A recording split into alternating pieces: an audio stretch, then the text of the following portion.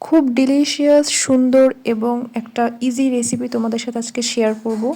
তো দেখে মনে হচ্ছে এটা শাহি টুকরা, তাই না? এটা কিন্তু একেবারেই শাহি টুকরা না। শাহি টুকরা থেকে খুব কম খরচে এবং অল্প সময় কিন্তু তোমরা এটা তৈরি করে ফেলতে পারবে এবং এটা শাহি টুকরা থেকে অনেক বেশি মজা। তো আমি হচ্ছে একটি পাতিলে গুঁড়ো দুধ আর পানি দিয়ে দিয়েছি, মিশিয়ে নিচ্ছি দুধটা রেডি করে। দেন হচ্ছে আমি এখানে এলাচ, দারচিনি আর তেজপাতা দিয়ে দিচ্ছি, আর সাথে দিয়ে দিচ্ছি পরিমাণ মতো চিনি। চিনির পরিমাণটা তোমরা বুঝে শুনে দিবে।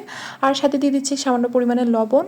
এরপর দিয়ে দিচ্ছি কাস্টার্ড পাউডার। আমি এখানে 3 টেবিল চামচের মতো কাস্টার্ড পাউডার সামান্য পরিমাণ পানির সাথে মিশিয়ে দিচ্ছি, আর দেওয়ার সময় একটু নেড়ে নেড়ে দিতে হবে। তো এরকম আমি জাল করে নিয়েছি। দেখো কাস্টার্ডের থিকনেসটা কিন্তু এমন থাকবে। আমি এলাচ আর দারচিনিটা তুলে নিয়েছি। এরপর হচ্ছে ব্রেড নিয়ে আমি সাইডটা কেটে নিচ্ছি। তো সবগুলো ব্রেডের আমি এরকম সাইডটা কেটে নিয়ে দেন হচ্ছে আমি ত্রিভুজ আকার মানে মাঝখানে কেটে নিই, ত্রিভুজ আকার করে সবগুলো কেটে নিব। আর এই যে দেখতে পাচ্ছ সাইড, এটা কিন্তু আমি ব্রেড ক্রাম করে ফেলবো। তো যাই হোক, এগুলো আমি রেডি করে ফেলেছি। এখন নিয়ে নিচ্ছি দুটো ডিম, সামান্য পরিমাণ চিনি আর একটু লবণ দিয়ে এটাকে হচ্ছে আমি ভালো করে ঘুটে নিচ্ছি।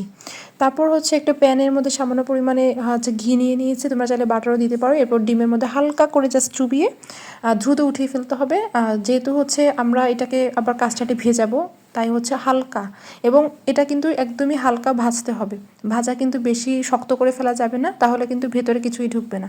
তো এরকম হালকা ঘিয়ে ভাজা, এরকম একটা হালকা একটা টোস্ট করে ফেলবে। দেন হচ্ছে দেখো টোস্টের কালারটা এখনই কত সুন্দর লাগতেছে। তো এরকম সবগুলো আমার যখন হয়ে আসতেছে, তখন আমি সবগুলো একটা একটা করে কাস্টার্ডে দিয়ে দিচ্ছি।